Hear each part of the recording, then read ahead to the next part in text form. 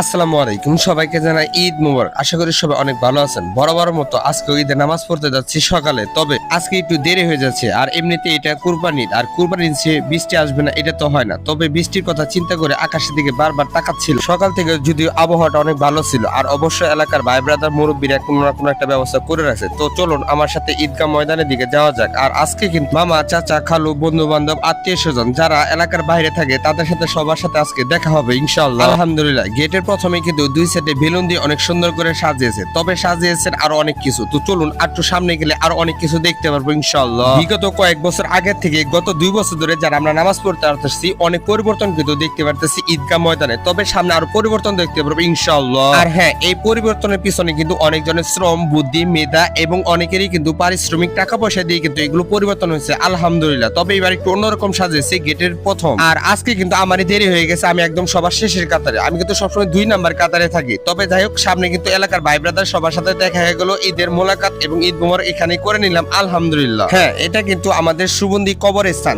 তবে এখানে কিন্তু এলাকার ময় মুরব্বী, আত্মীয় স্বজন, অনেক পুরাতন যারা আছেন তারা কিন্তু সবাই এখানে শায়িত আছেন। আর হ্যাঁ, অবশ্যই আপনাদের কিন্তু প্রথমেই বলছিলাম বৃষ্টির কথা। এখন থেকে যারা এই যে ঈদগাহ ময়দানে দান করবেন তারা একটু বেশি করে করবেন। কেন করবেন, কি কারণে করবেন সেটা আপনাদেরকে একটু দেখাচ্ছি, তাহলে আপনারা বুঝতে পারবেন। দেখুন, প্রতিবারই কিন্তু সাবানার থেকে এবার সাবানার একটু বেশি খরচ হয়েছে, কারণ উপরে ক্যারপাল দেওয়া আছে। যে বৃষ্টির কথা বলছিলাম এই জন্য। হ্যাঁ, দেখতে দেখতে নামাজটা শেষ করে দিলাম এবং আমি কিন্তু সবার পিছনে ছিলাম, তবে বেরোনোর সময় সবার আগে, কারণ যেহেতু আমি পিছনে ছিলাম। তবে এলাকার সবাই ময়বর্বী সবার সাথে দেখা করে, সবাই একসাথে ঈদের নামাজ পড়ে, আনন্দটাই কিন্তু অন্যরকম। শুধু বছরের ঈদের 2টা নামাজ পড়তে গেলেই কিন্তু অনেক পুরাতন ভাই ব্রাদারের সাথে দেখা হয়, কারণ তারা কিন্তু এলাকার বাইরে থাকে, তারা কিন্তু সবাই চলে আসে। আর হ্যাঁ, ঈদগাহ ময়দানের গেট থেকে শুরু করে রাস্তা পর্যন্ত এবং প্যান্ডেল পর্যন্ত সবকিছু কিন্তু অনেক সুন্দর হয়েছে আলহামদুলিল্লাহ। আর এর পিছনে যারা পরিশ্রম করছেন তাদেরও কিন্তু অনেক অনেক সুন্দর হয়েছে আজকের এই পরিবেশ। আর হ্যাঁ, আমরাও চাই সামনে যাতে এই ঈদগাহ ময়দানে সবকিছু অনেক সুন্দর হয়। আর দেখতে দেখতে অনেক ভাই ব্রাদারের সাথে কিন্তু অপেক্ষা করতেছিলাম তারা সবাই আসবে। আর আমার তো মনেই ছিল না এটা যে কুরবানি। অনেকক্ষণ অপেক্ষা করে আমি কিন্তু চলে আসলাম, কারণ যেহেতু এবার কুরবানি দিতে হবে, সময় অনেকটা কম। আর এখানে কিন্তু নামাজের সময় ছিল 7:30টা। তো সবার সাথে যাই হোক, যাদের সাথে দেখা হয়েছে কথাবার্তা চলে আবার বাড়ির দিকে চলে আসলাম। এবং